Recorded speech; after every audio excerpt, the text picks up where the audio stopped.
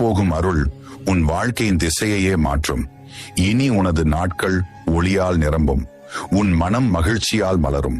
அமைதியாயிரு. உன் உள்ளம் அமைதியாக இருந்தால்தான் உன் வாழ்க்கையின் பாதையும் நேராகச் செல்லும்.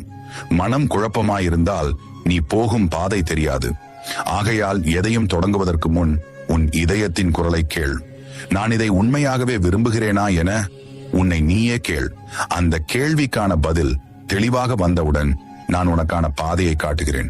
நான் உன் அருகே நிற்கிறேன், வழிகாட்டிக் கொண்டிருக்கிறேன். ஆனால் முதல் அடியை நீயே எடுக்க வேண்டும் என் பிள்ளையே. ஏனெனில் உன் மன உறுதிதான் எனக்கு வேண்டும். உன் வாழ்வில் மாறாத அதிர்ஷ்டத்தின் தொடக்கம். இனி குழப்பமில்லாமல் தைரியமாக முன்னேறு. நான் உன்னை பார்த்து கொண்டுதான் இருக்கிறேன். பயப்படாதே.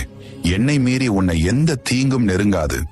என்ன துன்பம் வந்தாலும் என்னை மனதில் நினைத்துக் கொண்டிரு. உன் வாழ்வில் நல்ல மாற்றத்தை கொண்டு வருகிறேன். எதையும் மாற்றும் சக்தி உடையவன் நான். உன் தலைவிதியை நான் நல்ல முறையில் மாற்றுகிறேன். இனி 16 செல்வங்களும் பெற்று பெருவாழ்வு வாழப்போகிறாய். என் வார்த்தையில் நம்பிக்கை வை. என் வாக்கு சத்திய வாக்கு.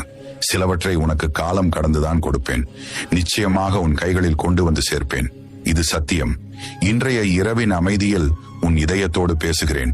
நீ எதிர்கொள்ளும் ஒவ்வொரு துயரமும் இழப்பும் விலகலும் உன்னை தண்டிக்கல்ல, உன்னை விழிப்புணர்விற்கு அழைக்கும் சோதனைகள்.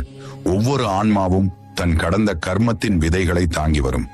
அந்த விதைகள் முளைக்கும் நேரத்தில் நான் உனக்கு தேவையான சூழலை ஏற்படுத்துகிறேன். சிலர் உன்னை புரிந்து கொள்ள மாட்டார்கள்.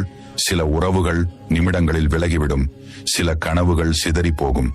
ஆனால் அதெல்லாம் உன் ஆன்மா உயர்வதற்கான வழிகள்தான். இந்த அனுபவங்கள் வழியாக நீயே உன்னை கேட்கத் தொடங்குகிறாய். நான் யார்? என் அமைதி எங்கே? அந்த கேள்விதான் ஆன்மீகத்தின் கதவு. அந்த வாசலை திறக்க உன் ஆன்மா இப்போது தயாராகி வருகிறது. துயரத்தின் இருளை நீ கடந்து சென்றவுடன் உன் உள்ளத்திலிருந்து ஒளி பிறக்கும். அப்போது நீ உணர்வாய், இதற்காகத்தான் இந்த அனுபவம் எனக்கு வந்தது. அதுதான் உன் ஆன்மீக பிறப்பு. அதுதான் என் அருளின் உண்மை அர்த்தம்.